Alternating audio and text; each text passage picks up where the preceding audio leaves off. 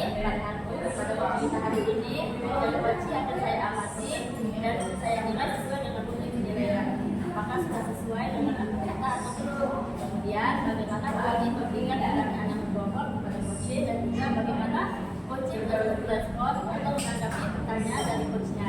Nah, jangan lupa ya disesuaikan dengan prinsip coaching, diantaranya pencitraan, proses kreatif, dan juga memaksimalkan potensi. Nah, pertanyaan pertama saya kepada Pak Adi, kompetensi apa sih yang akan Pak Adi kembangkan pada coaching kali ini?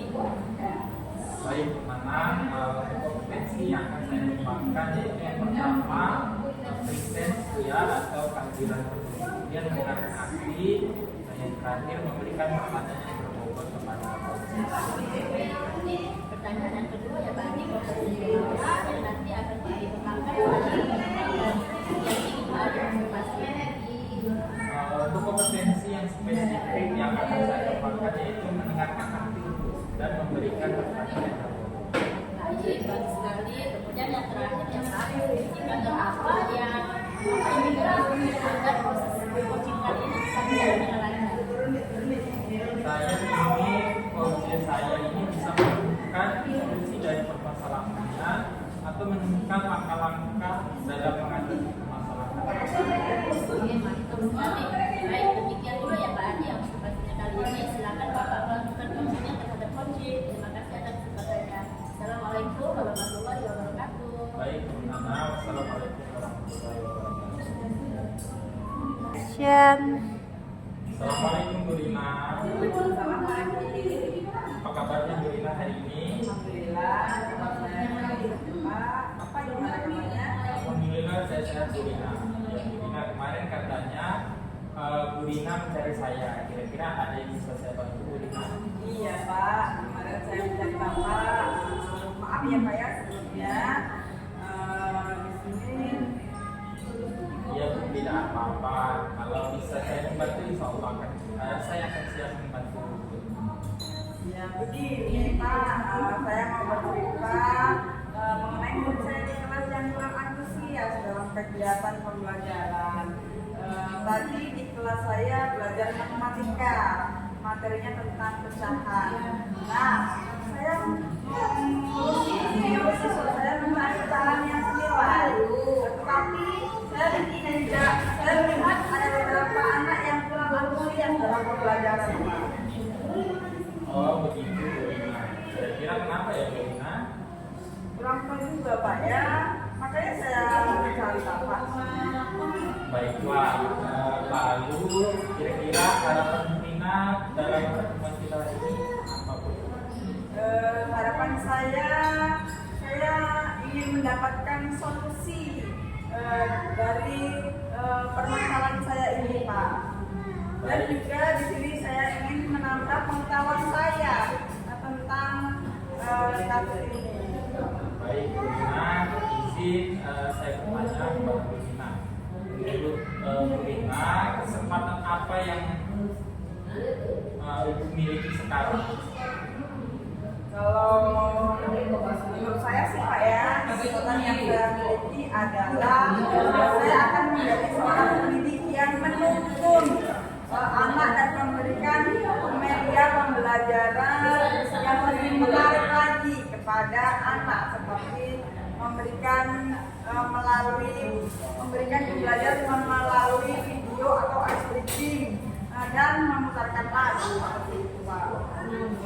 Nah, jadi menurut Bu Rina seberapa efektif jika menggunakan media seperti video, breaking, serta dengan media bertambah untuk bisa menarik antusias dalam belajar. Kalau menurut saya sih Pak ya efektif Pak ya, karena seperti yang kita ketahui bahwa cara anak-anak dalam belajar itu berbeda-beda beragam untuk bisa memahami suatu pembelajaran.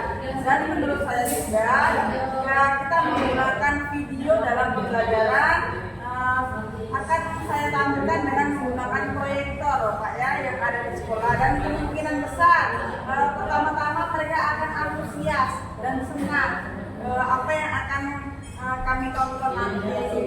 Kemudian belajar dengan menggunakan ice breaking menurut saya juga itu akan menarik sekali, menarik perhatian anak-anak saya, di mana anak-anak saya nanti akan lebih bersemangat dalam belajar. Kemudian ice breaking ini akan saya ganti dengan lagu-lagu pembelajaran yang viral, Pak, seperti contohnya nih Gondang Ria, Pak ya, ada kan yang lagi viral ini lagu Gondang Ria atau Oke Gas, yang kita ubah. Mudah-mudahan cara ini akan efektif untuk bisa membuat anak-anak kita menjadi lebih antusias dalam belajar. Oh, begitu ya Bu Dina. Kegiatannya menarik sekali Bu Dina. Semoga nantinya media-media yang Ibu gunakan, baik itu media video pembelajaran melalui streaming atau dengan cara Ibu memutarkan lagu, bisa membuat anak-anak semakin semangat dan antusias untuk mengikuti pembelajaran. Lalu, menurut Bu Ina, jika dari skala 1 sampai 10, sekarang Bu Ina sudah berada di posisi mana? Kalau saya rasa dari skala 1 sampai 10, Pak ya, saya dalam posisi ke-6, Pak, posisi ke-6, di mana biasanya anak tertarik dalam pembelajaran, tetapi hari ini agak berbeda seperti itu. Jadi Bu Ina merasa sekarang berada di skala posisi 6 ya? Ya. Nah, untuk bisa memperbaikinya, menurut Bu Ina apa kekuatan yang dimiliki agar nantinya tujuan bisa tercapai? Di sini saya akan melakukan pendekatan yang lebih ekstensif lagi, seperti bercerita kepada anak, melakukan tanya jawab secara langsung, demonstrasi, dan memberikan metode-metode pembelajaran yang lebih bervariatif lagi. Wah, bagus sekali ya Bu Ina. Nantinya Ibu akan melakukan pendekatan yang lebih intens lagi kepada Bu Ina ya. Iya Pak, saya merasa kalau anak-anak ini yang hanya antusias dan bertanya Pak ya, sekarang menjadi lebih kurang bersemangat, saya jadinya merasa gagal Pak dalam mendidik anak-anak saya selama proses pembelajaran di kelas saya. Memang ya Bu, bagi kita selama pendidik ini, kalau dalam proses pembelajaran tidak sesuai dengan apa yang kita harapkan, kita terkadang jadi merasa gagal. Tapi kita juga tetap harus semangat ya Bu Ina. Jadi sekarang menurut Bu Ina, peluang apa yang bisa diambil jika menggunakan pendekatan ataupun metode-metode bervariasi tersebut? Ya, menurut saya sih Pak ya, kalau menggunakan pendekatan atau metode-metode tadi, anak-anak akan lebih tertarik lagi dengan pembelajaran yang saya lakukan di kelas, dengan sesuai dengan minat dan gaya belajar anak yang berbeda-beda tadi Pak ya. Dan menggunakan bisa dilakukan dengan menggunakan gambaran atau bernyanyi, bercerita atau bermain peran. Ya, benar sekali ya Bu Ina. Saya sangat setuju Pak Ibu. Tapi anak-anak itu berbeda minat dan bakatnya. Kemudian selain minat dan bakatnya, gaya belajarnya juga mereka berbeda. Lalu sudah pasti ada hambatan ya Bu. Kira-kira apa hambatan yang Ibu Ina hadapi? Ya pastinya di dalam pembelajaran itu Pak ada hambatan-hambatan seorang guru Pak ya. Hambatannya yang saya hadapi ada beberapa hambatan. Oleh karena itu saya ingin bercerita dengan Bapak. Jadi Pak, anak-anak ini kalau saya minta untuk belajar saat pembelajaran kita mengeluh capek, ngantuklah. Terus padahal biasanya anak ini selalu tertarik dan semangat kalau diajak belajar. Oh begitu. Apakah Ibu sudah mengetahui mengapa anak-anak murid kita menjadi kurang dan berubah serta kurang semangat untuk belajar? Saya kira belum, Pak. Baik, Bu Rina, jika sudah mengetahui hambatannya, kemungkinan besar ada masalah dengan orang tuanya, orang tua mereka di rumah, atau juga ada masalah dengan orang tua. Iya. Nah, sepertinya saya akan mencoba melakukan pendekatan dan bertanya secara pribadi terlebih dahulu kepada anak tersebut, dan juga akan mencoba mencari tahu apakah anak tersebut mempunyai masalah dengan teman-temannya. Kalau memang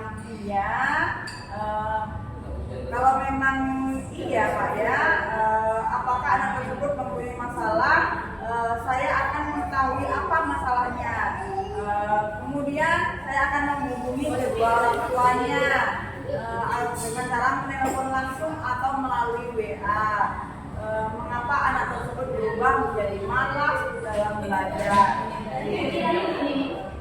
Oh, bagus Bu Rina. Jadi kita memang harus mencari tahu dan mengumpulkan informasi terlebih dahulu ya. Baru nantinya kita bisa mengambil tindakan selanjutnya. Dan adakah prioritas lain selain kita mengumpulkan informasi dari si anak dan teman-temannya dan menghubungi orang tua tersebut?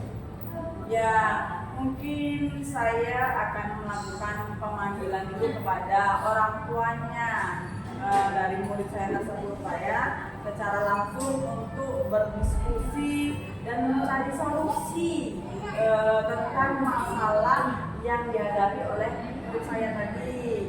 Apakah anak tersebut sering main HP sampai larut malam sehingga anak tersebut merasa ngantuk saat belajar, atau anak tersebut melakukan hal-hal yang mengganggu anak tersebut, selalu merasa capek pada waktu belajar.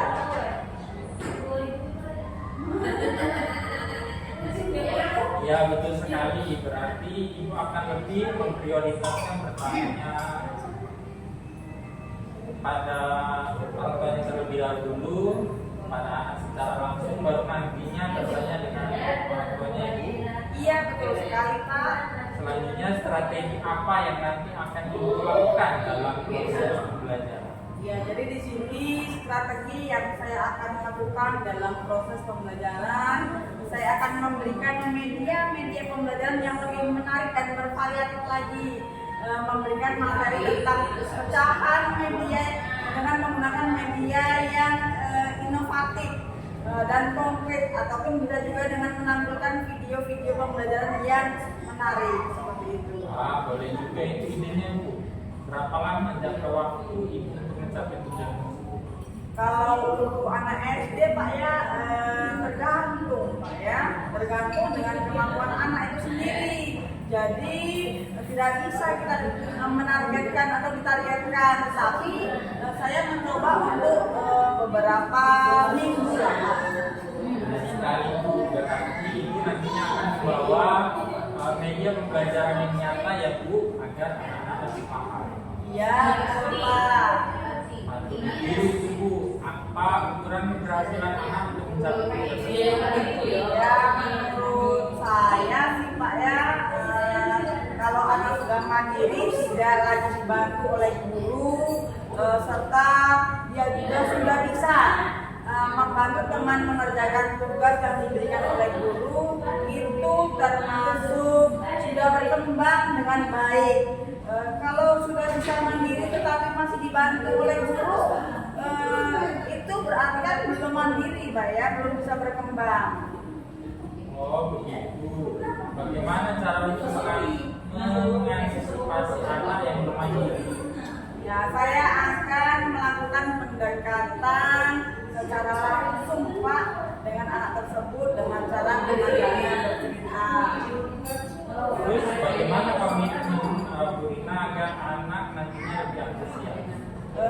Saya akan berkomitmen dengan lebih bersemangat Pak ya, percaya diri, kerja keras, dan ikhlas agar anak tersebut dapat tercapai tujuannya dalam pembelajaran dengan baik.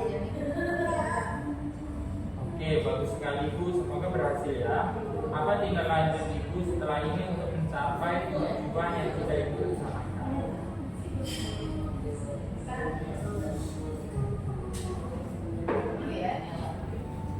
Saya akan meminta bantuan kepada rekan sejawat yang memiliki permasalahan yang sama dengan saya, sehingga dapat menambah pengetahuan dengan berbagi cerita.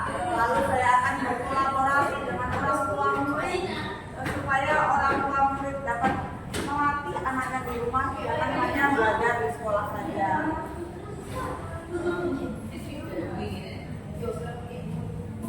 Oke, bagus sekali Bu, semoga berhasil ya Bu. Apa tindak lanjut Ibu setelah ini untuk mencapai tujuan yang sudah Ibu rencanakan? 3. Wah, mantap sekali itu Bu. Adakah yang nantinya akan membantu Burina? Kalau ada, siapa kira-kira Bu? Tidak ada. Ya. Wah, mantap sekali Bu. Adakah yang nantinya akan membantu Burina? Kalau ada, kira-kira siapa? Di sini saya akan meminta bantuan kepada rekan saya, Pak, yang memiliki permasalahan yang sama dengan saya, sehingga dapat menambah pengetahuan dengan berbagi cerita.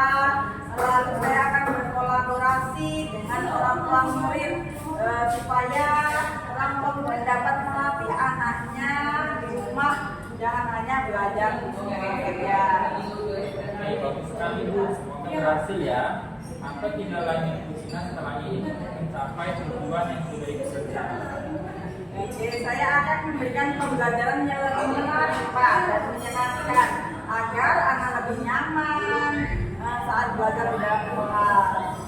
Berarti bisa saya simpulkan melalui pendekatan kepada anak dan orang tua serta memberikan media konkret maka mencapai tujuan pembelajaran yang lebih baik lagi. Benar begitu Bu? Iya, betul sekali, Pak. Sehingga nantinya tujuan yang Ibu harapkan dapat tercapai. Iya, Pak. Lalu ada lagi tidak yang ingin Burina sampaikan kepada saya? Sepertinya cukup, Pak ya. Terima kasih, Pak, sudah mendengarkan cerita saya. Ya. Ya, Burina sama-sama. Ya, maaf ya Pak ya kalau saya mengganggu waktu luang Bapak. Terima kasih. Assalamualaikum warahmatullahi wabarakatuh. Assalamualaikum warahmatullahi wabarakatuh. Action. Assalamualaikum warahmatullahi wabarakatuh, Pak Adi. Nah, sudah melakukan coaching ya dengan Burina. Nah, sebelum penutupan, saya ingin menanyakan beberapa pertanyaan pasca observasi. Yang pertama, apa saja yang sudah Bapak lakukan pada saat melakukan coaching terkait dengan pencapaian yang diinginkan? Di coaching kali ini saya sudah melakukan coaching dengan alur kita menjadikan tujuan identifikasi, presentasi dan tanggung jawab sehingga alur tersebut bisa menjadi coaching untuk menceritakan permasalahan dan menemukan solusi-solusi. Oke, mantap sekali. Menurut Bapak, dari proses coachingnya Pak Adi dengan Burina sudah berjalan dengan baik dan juga masalahnya juga sesuai dengan kita dan juga Burina juga sudah Pak Adi juga sudah berusaha menggali dengan memberi pertanyaan kepada Burina sehingga Burina bisa menemukan solusi dari permasalahannya ya Pak ya, dan juga coachingnya sudah dilakukan sesuai dengan coaching. Nah, untuk pertanyaan terakhir ya Pak ya, kita dulu kompetensi apa lagi yang ingin dikembangkan berdasarkan hasil melakukan coaching yang barusan tadi Pak Adi lakukan dan Burina? Baik, terkait kompetensi yang saya kembangkan lagi ke depannya, yang saya ingin lakukan yaitu dengan cara lebih memahami lagi proses kita sehingga saya nanti dapat melakukan coaching lebih baik lagi. Bagus sekali.